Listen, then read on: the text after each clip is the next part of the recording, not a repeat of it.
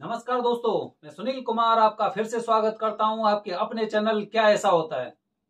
दोस्तों, आज शनिवार है और पितृपक्ष चल रहे हैं। तो आज मैं आपके साथ एक ऐसी जानकारी लेकर आया हूं जिसे हर इंसान को जाननी चाहिए।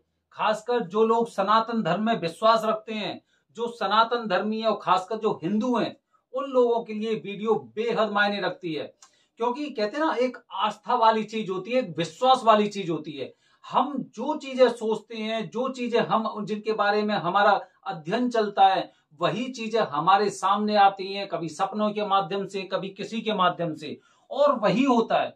सारी चीजें हमारी सोच पर निर्भर करती हैं और वो सोच के अनुसार ही इंसान का जीवन हो जाता है। कुछ लोग कहते हैं पत्थर हैं, कुछ लोग कहते हैं भगवान है। ये तो मानने वाली बात होती है कि अगर रोड पे पड़ा हुआ है तो वो पत्थर है, और अगर मंदिर में रखा हुआ है तो वो भगवान है। वैसे कण कण में भगवान, कंकड़ में भगवान। तो दोस्तों, जो मैं जानकारी आपके साथ लेके आया हूं पितृपक्ष में, वो पितरों से संबंधित एक ऐसी जानकारी है जो हर इंसान को पता होनी चाहिए, उसे जानकारी होनी चाहिए और इन बातों पे उसका विश्वास भी होना चाहिए। क्योंकि बिना विश्वास के कुछ चीज नहीं होती है। अगर आप मंदिर जाते हैं, आप कोई ऐसा कार्य करते हैं, धर्म कार्य करते हैं, स्नान करते हैं, संक्रांति पे जाते हैं, या फिर कोई पुण्य कार्य करते हैं, नवरात्रा के व्रत रह के कन्याओं को भोजन करा रहे हैं आप, या फिर कोई आप दान कर रहे हैं, तो उन सब चीजों के पीछे आपका विश्वास होता है कि मैं अच्छे कार्य कर रहा हूं तो उसका मुझे फल भी बहुत अच्छा मिलेगा। तो दोस्तों, हम शुरुआत करते हैं कुछ ऐसे विश्वास के बारे में जो जानना हमारे लिए बेहद जरूरी है। तो हमने जो पढ़ा है, जो सुना है, और मान्यताओं के अनुसार हम लोग ये मानते आए हैं, शुरू से मानते आए हैं। हमारे पिताजी, हमारे दादाजी और भी जाने लोग, न जाने कितने लोग इस बारे में बात करते हैं कि पितृपक्ष में जो हमारे पितर होते हैं वो धरती पर आते हैं। पितृपक्ष में पितर धरती पर आते हैं, अपने नाम का पिंडा लेते हैं। और अगर मैं महाभारत से संबंधित अगर कुछ बात करूं तो आपको भी इस बारे में जानकारी होगी। आप गरुड़ पुराण में पढ़ सकते हैं, विष्णु पुराण में आप पढ़ सकते हैं, जो शांतनु, जो राजा शांतनु थे उनके साथ हुआ था। तो दोस्तों, पितृपक्ष में आपके जो पितर होते हैं, चाहे वो स्वर्ग में हो या नरक में हो, वो आते अवश्य हैं। तो इसीलिए उनका संकेत, वो हमें संकेत देते हैं, हमें कुछ ऐसे आभास कराते हैं कि वो इस पृथ्वी पर आए हैं और अपना पिंडा लेने के लिए आए हैं वो। और जो 16 दिन है, कभी 15 दिन भी हो जाते हैं, कभी 14 दिन भी हो जाते हैं, क्योंकि वो तिथि के अनुसार होता है। अगर एक तिथि एक दिन की होगी तो 16 दिन के होंगे। अगर दो तिथि एक दिन हो जाती है तो 15 दिन भी हो जाते हैं। काफी बार दो तिथि और 2 दिन हो जाती हैं, तो फिर उसमें थोड़ा सा कम भी हो जाता है। तो 14, 15, 16 ऐसे करके होते हैं। तो क्या संकेत होते हैं कि पितर आ गए हैं, वो अपने नाम का पिंडा ले रहे हैं, उनको हमें जल देना चाहिए, उनकी सारी चीज का ख्याल रखना चाहिए। तो कैसे आभास होता है? तो दोस्तों, सबसे पहली बात यह है कि अगर आपके घर के, अगर आपके घर पर या आपके घर की छत पर अगर कौवा बैठे रहते हैं तो इसका अनुमान हम ये लगा सकते हैं कि पितर अपना पिंडदान लेने आए हैं। भाई, आप खुद सोचिए कि जो कौवा पूरे साल नहीं आते, वो पितर पक्ष में कैसे आ गए? वजह तो होती है ना हर चीज की।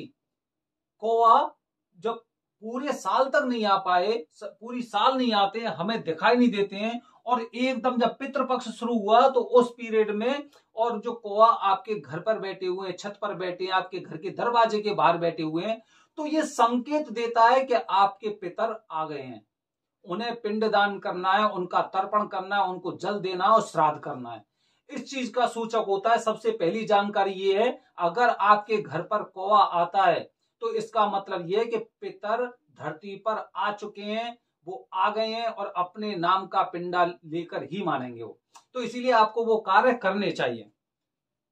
दूसरा बता रहा हूं, दूसरा संकेत होता है, पितृपक्ष में अगर आपके घर पर गाय आती है, पितृपक्ष में अगर आपके घर पर गाय आती है, आपके घर का जो दरवाजा है और उसमें वो एकदम मुंह डाल के अपना रोटी लेने का प्रयास कर रही है, या फिर उसकी एक हैबिट बन गई है कि उसे रोटी आपके घर से खानी है, तो इसका मतलब ये है कि आपके घर पे पितरों का जो पितर हैं वो आ चुके हैं धरती पर और अपने नाम की रोटी, अपने नाम का पिंडा वो मांग रहे हैं।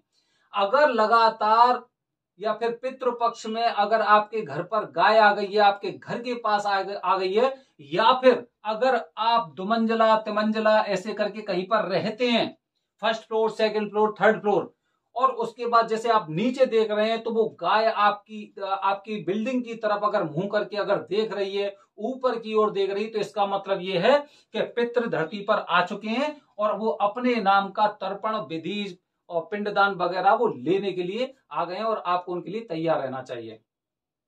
तीसरा बता रहा हूं दोस्तों, तीसरा क्या होता है कि अगर कोई कुत्ता होता है, कुत्ता जैसे कि सोसाइटी में हो गया या फिर जैसे कि जो स्ट्रीट डॉग्स वगैरह हो गए, वो किसी कारणवश चाहे किसी ने उसमें कोई डंडा मारा या पत्थर मारा, वो आपके घर पे के पास आके वो बैठ गया, मतलब उसे कहीं ना कहीं सुरक्षित महसूस हुआ है कि मैं यहां पर सुरक्षित हूं। तो कुत्ता भी अगर आपके घर के आसपास आता है, आपके घर की दीवार के सहारे बैठ गया है, तो इसका मतलब यह है कि वो पितर आपके आ चुके हैं और आपको विधि विधान से उनका स्वागत करना चाहिए, उनको जल देना, तर्पण करना और श्राद्ध बेहद जरूरी होते हैं।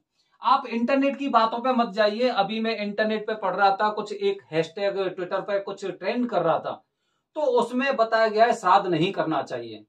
ये ऐसे लोग होते हैं जो हिंदू नाम से आईडी बनाते हैं, हिंदू नाम से आईडी बनाते हैं, लेकिन इनका धर्म सनातनी है ही नहीं है, सनातनी धर्म से ताल्लुक ही नहीं रखते, और ये लोग ऐसे ही गंद फैलाते रहते हैं, तो इनकी बातों में विश्वास करने से कोई फायदा नहीं है। अगला कारण बता रहा हूं, अगला संकेत बता रहा हूं। अगला संकेत क्या होता है कि एकदम अचानक आप अपने घर में देखते हो कि चींटियों का झुंड है, दीवार के सारे चींटियां चल रही हैं, या फिर आपके फर्श पर कहीं पर भी चींटियां वगैरह हैं, तो इसका मतलब यह है कि पितर आ चुके हैं और उनके लिए आपको कार्य करने ही पड़ेंगे। ये सारी चीजें, जो सारे संकेत होते हैं, वो इसलिए होते हैं क्योंकि उन्हें आभास होता है कि जो ये मेरा वंश है, ये हमें थोड़ा सा भूल रहा है, इसे आभास नहीं है, इसे हमारे बारे में मतलब हमें एक भूलने का प्रयास कर रहा है, या भूल चुका है, या फिर कुछ और चीजों में उलझा हुआ है। तो ये ऐसे संकेत देते हैं जिससे कि आप लोग पूरी तरह से एकदम इस चीज के लिए तैयार हो जाओ कि मुझे उनका स्वागत करना है।